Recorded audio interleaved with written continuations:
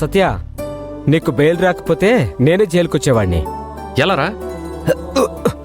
పక్క బజార్లో నా శత్రువు ఉన్నాడు. వాడితో గొడవ పెట్టుకొని వాణ్ణి వేరే కుమ్ముడు కుమ్మితే అయిపోయా, నేను నీ దగ్గరికి వచ్చేసేవాడిని. రే మలిక్, ఆ పుస్కీ గాడిని నా దగ్గరకు తీసుకురావడం కంటే ముందే కొట్టారా మీరు? అహే, అలాంటి కొట్టుడు గిట్టుడు ఏం లేదు. అయినా అలాంటి పనులు నేనేం చేయను. నిజం చెప్పరా, వాడిని కొట్టారా లేదా? చేసి నిజం చెప్తున్నాను సత్య, వాడిని టచ్ కూడా చేయలేదు. నిజం చెప్పరా, వాడిని మీరు బయట కొట్టారు కదా, కోర్టుకు వస్తే చంపేస్తామని బెదిరించారు కదా, చెప్పరా చెప్పరా. అవును, బెదిరించావు. బెదిరించడమే కాదు, వాడిని ఏం చేసినా పాపం లేదు.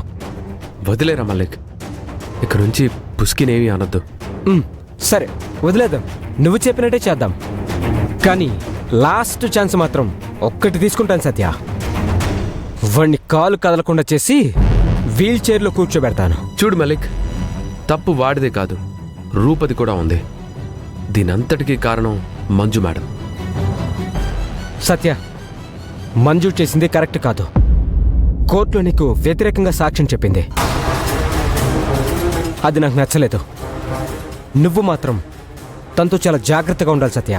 నాకు తెలుసు మలిక్, తనకు అహంకారం చాలా ఉంది. మంజుతో ఎలా ఉండాలో నాకు బాగా తెలుసు. సత్య, జరిగిపోయిన వాటి గురించి ఆలోచించకు. 2 రోజులైతే నీ మీద కేసు కూడా కొట్టేస్తారు.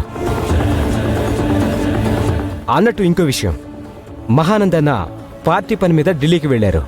అవునా? నువ్వు మాత్రం రాజ్యాలా ఉండాలి. జరిగిపోయిన వాటన్నిటినీ మర్చిపో. ఓకే, నేను వెళ్ళొస్తా.